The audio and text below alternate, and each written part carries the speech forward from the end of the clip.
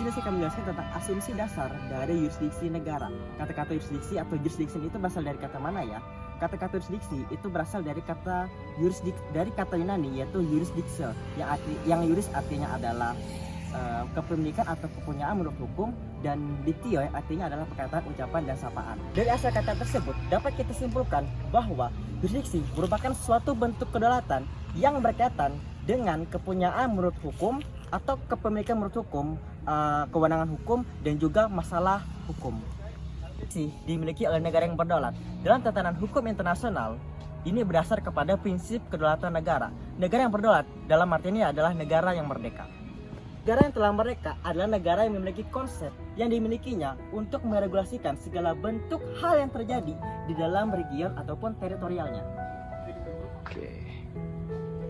Negara yang telah merdeka memiliki konsep kedaulatan yang dimilikinya untuk meregulasikan segala bentuk hal yang terjadi di dalam teritorial ataupun regionnya. Negara yang telah merdeka memiliki konsep kedaulatan yang dimilikinya untuk meregulasikan segala bentuk hal yang terjadi di dalam region dan teritorialnya. Kedaulatan sebagai instrumen vital yang dimana negara memiliki wewenang untuk menentukan ketentuan hukum yang berlaku di negaranya dan juga nasionalnya. Kewenangan yang dimiliki suatu negara juga merupakan cakupan kajian dari yurisdiksi dalam hukum internasional. Menurut Wayan Partiana, yurisdiksi adalah badan atau lembaga peradilan yang memiliki kekuatan dan wewenang yang berdasar kepada hukum yang berlaku.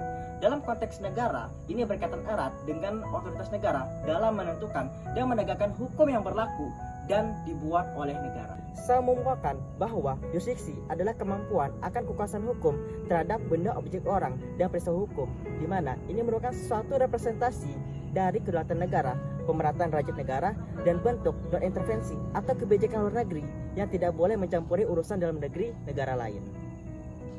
Jenis-jenis yurisdiksi. 1. Yurisdiksi teritorial.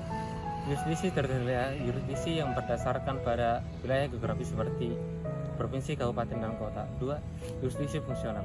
Yurisdiksi fungsional adalah yurisdiksi yang berdasarkan pada jenis-jenis perkara seperti pidana, perdata, dan administrasi. 3. Yurisdiksi materi. Yurisdiksi materi adalah yurisdiksi yang berdasarkan pada jenis-jenis hukum seperti hukum pidana, perdata, dan hukum administrasi. 4. Yurisdiksi personal. Yurisdiksi personal adalah yurisdiksi yang berdasarkan atas status atau kedudukan seseorang seperti yurisdiksi militer dan yurisdiksi agama. 5. Yurisdiksi konkuren. Yurisdiksi konkuren adalah yurisdiksi yang berdasarkan pada beberapa pengadilan yang memiliki wewenang untuk menangani perkara yang sama. 6. Yurisdiksi eksklusif.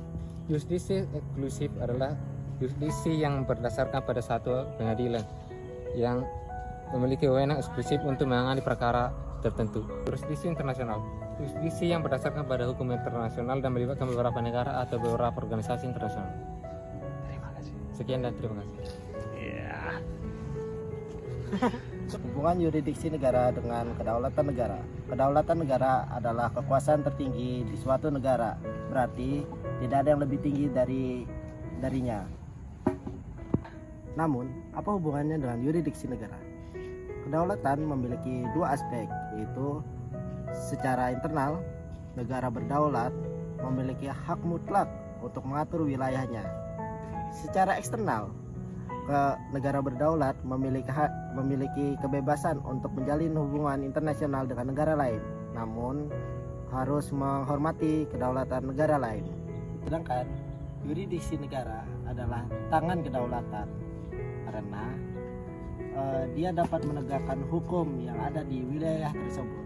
Itulah kenapa yurisdiksi negara ada, karena kedaulatan negara itu sendiri. Terima kasih. Oke, berikutnya adalah saya akan menjelaskan tentang penerapan kerjasama antar negara dalam yurisdiksi internasional. Setiap negara memiliki kedaulatan dan regulasinya masing-masing, dan tidak ada regulasi negara yang sama. Sehingga setiap peraturan negara hanya berlaku di satu teritorial atau wilayah tertentu.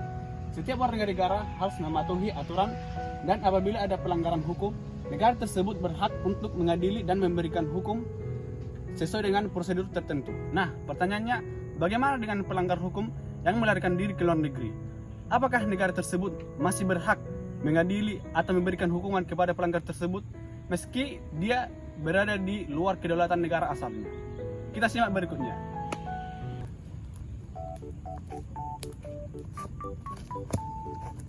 Penerapan kerjasama antar negara dalam yurisdiksi internasional dilakukan upaya untuk mengatasi keterbatasan hukum nasional di mana hanya berlaku di suatu wilayah di dalam negara. Nah, salah satu contoh kerjasama ini adalah yaitu ekstradisi, yang dimana proses pengembalian perilaku tindak kejahatan yang melarikan diri ke negara lain untuk dikembalikan di negara asalnya dan diadili.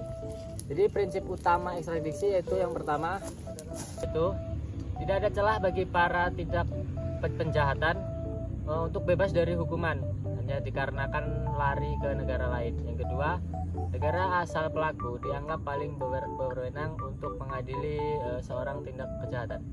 Ekstradisi ini merupakan perjanjian bilateral dan multilateral yang dimana jika satu negara tidak ada perjanjian ini, maka si negara asal pelaku dapat mengirimkan surat permohonan ke negara yang dituju untuk segera menangkap dan mengembalikan pelaku tindak penjahat. Sama ekstradisi ini itu yang pertama, perjanjian ekstradisi antara Indonesia dan Singapura.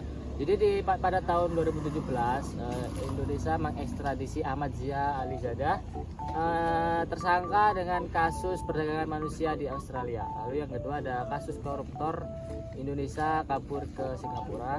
Jadi sebenarnya Indonesia sering mengirimkan surat tentang ekstradisi ini, namun tidak sedikit yang ditolak oleh Singapura karena pelaku dari Indonesia ini memberikan investasi besar bagi negara Singapura. Bye bye.